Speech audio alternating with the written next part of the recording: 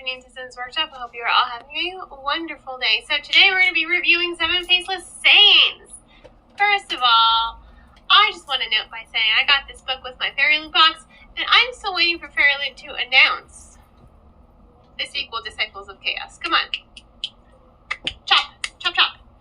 Now, to the review itself. This was honestly a really good book. I liked it more than I thought I was going to. I don't think the cover does it justice, but after you read it, you're like, okay, the cover makes sense to what the book is about. Like, it makes sense. But it's, like, intense. Like, I mean, you saw the cover of my thumbnail. It's a little bit intense, the cover. But it's very stark, and I really did enjoy it a lot. You have two characters, 2 point of views. You've got Roz and Damien, and they're on kind of like 2 sides of the coin. So Roz, in this realm, you know, there are saints, gods, kind of, and they occasionally bestow people with, you know, magic power. Roz is one of those people, but she tested late. And not that she tested late, but the first time they tested her, they're like, okay, you have no magic, so you're just going to be one of the ordinary people, you know, in the town. There's a lot of unfairness when it comes to the society as a whole. And I like that. You know, I think it offers a lot of depth to the storytelling. And Roz, she sees it because she was on the other side. You know, she was one of the just unfavored people, so to speak. She, pardon me, she didn't have magic for a long time, and then all of a sudden, you know, with her father's death, it's like an awakening for her. And so now she sees the other side. She knows how privileged, how spoiled they are. She's like, this is unfair. Like, just because I have magic doesn't make me better than everyone else that's out there. So she's really trying to challenge the system, and she has a lot of pent-up rage in her because her father went to the war and he was considered a deserter. And what happens to deserters? Well, they are executed. Not only was he executed, they sent her people executed him. And not only that, they sent his head in a box to her and her mother. Like, what the hell? Yeah, she's pissed. It was one thing for them to, like, kill him because, oh, he was a deserter. It's another thing entirely. It's just like, you're rubbing salt in the wound. So she is angry. She is a fierce, formidable, angry woman here. And what's worse is her childhood friend, Damien, didn't reach out to her. And what makes that worse is he was on the platoon with her father. And to just make it even worse, his father is the one who ended up killing her father. You know, these 2 guys who were supposed to be the best of friends, his father just executed him without a thought. So Roz is pissed. It's like, first, your father is the one who killed my father. 2, why didn't you check on me? We're supposed to be friends. And, you know, I get his side of the story. He's just like, I didn't think you wanted to hear from me. She's like, it killed me thinking you were dead. It killed me thinking that you were responsible. And in a way, he is responsible because he's the one who reported her father missing. He was worried. He reported it out of, you know, concern. He's like, I'm worried something happened to him. And then, you know, they discovered everything. So he is carrying a lot of guilt.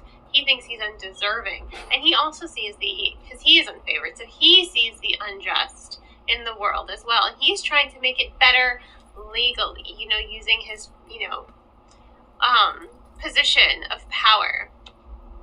But when they both come ahead, when they come together to start investigating these mysterious murders, whew, that tension between them is so... These are enemies now. They are not friends anymore. So this is an enemies to lovers story. And I do like when an enemies to lovers story is done really, really well. Because it's not just like, oh, we're enemies. There's a lot of history. There's a lot of baggage to give that enemies to lovers trope more than just making it a trope. It's like, they went from being childhood friends to him kind of abandoning her to them having to work together, and, you know, they hate each other. Again, her father is dead, and he is unfortunately responsible, and she knows it. So it's just it's a lot of tension, it's a lot of hate, because she also hates the system. The system is wrong. The system killed her father. I mean, they sent his head to her in a box. Pretty much broke her mom's mind. I mean, holy crap. That's, whew. So, when you learn that Roz is part of this underground rebellion, and you're just like, oh, this is cool. She's a girl who carries a knife around in her boot. You don't mess with her. You just don't mess with her. But I love that tension between them. I love that as much as there is a lot of this angst between them, because they are technically enemies at the moment, you still see that lingering childhood affection between them, and you're seeing it blossom, and you're seeing the characters wrestle with themselves, because he thinks he's undeserving of her, she kind of hates him, and it's a whole lot of tension in there, and it's really well done. I like when it's real well done. I like when it is captivating, when it is, whew, it's just like, between these two, you're just like, oh my god, you guys really hate each other, but y'all really love each other. It was really well done. And then the story has a lot of, kind of political undertones as well as religious undertones. It does make it a point for discussion, because you have to challenge the system. And you have to challenge not just that, but also the way religion plays a part in this system, and how everyone who has a gift given to them by the saints is considered to be almost next to godly, and they're spoiled and they're treated really well. And then you have the militia. There's a lot of going into this world building, but it has a lot of layers and it has a lot of depth to it.